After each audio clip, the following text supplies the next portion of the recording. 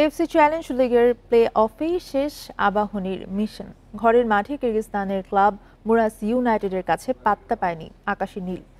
রক্ষণ দুর্বলতায় হার ২-০ গোলে। জোড়া গোল করে অভিষেক আসরেই মুরাসকে মূল পর্বে নিয়েছেন জুমা শেখ। সংস্কারের পর জাতীয় স্টেডিয়ামে প্রথম ক্লাব ফুটবলের ম্যাচ এএফসি চ্যালেঞ্জ লিগের প্লে অফে আবাহনীর খেলা, অথচ গ্যালারির সিংহভাগই ফাঁকা, ১৩০০ দর্শক উপস্থিতি।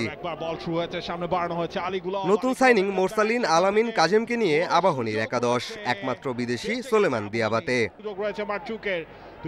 কিরগিজস্তানের ক্লাব মুরাস ইউনাইটেড শুরুতে দাপট দেখায়। ১২ মিনিটের মধ্যে ৩বার গোলের সুযোগ তৈরি করে সফরকারীরা। গোলকিপার মিতুল মার্মার দক্ষতায় রক্ষা আকাশী নীলের। আবাহনীর আক্রমণে ধার ছিল না, কখনো দলীয়, কখনো দিয়াবাতে আলামিনদের একক প্রচেষ্টা। কোনোটাই পূর্ণতা পায়নি ফিনিশিং দুর্বলতায়। প্রথমার্ধে গোলশূন্য সমতাই আবাহনীর অর্জন বলা যায়। বিরতি থেকে ফিরে শুরুতে লিড মুরাস ইউনাইটেডের। বা প্রান্ত থেকে বাতসুলার ক্রসে বক্সে লাফিয়ে লক্ষ্যভেদ করেন জুমা শেখ। পিছিয়ে পড়ে বলার মতো কোনো সুযোগ তৈরি করতে পারেনি আবাহনী। মিরাজুল, পাপন, জাফরদের নামিয়েও লাভ হয়নি। উল্টো যোগ করার সময়ে কামরুলের হাস্যকর ভুলে ব্যবধান দ্বিগুণ করে মুরাস ইউনাইটেড। জোড়া পূর্ণ করে আবাহনীর হতাশা বাড়িয়েছেন জুমা শেখ। মিডফিল্ডে একটা ডাইনামিক প্লেয়ার থাকতো, যে বলগুলো যেভাবে সার্কুলেট করতো বা চতুর্দিকে খেলতে পারতো, আমাদের এই লোকাল মিডফিল্ডার সেভাবে সেটা পারেনি।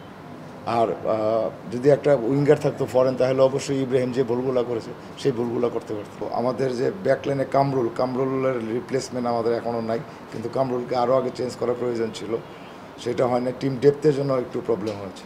কিরগিজস্তানের ক্লাবে ছিল একাধিক বিদেশি ফুটবলার, আবাহনী পিছিয়ে ছিল সেই জায়গায়। এএফসির প্রতিযোগিতায় শুধু স্থানীয়দের দিয়ে সফল হওয়া কঠিন, সেটাই বোঝা গেল ঘরের মাঠে আবাহনীর নড়বড়ে পারফরমেন্সে। পিয়াস সাহা, ইন্ডিপেন্ডেন্ট নিউজ, ঢাকা।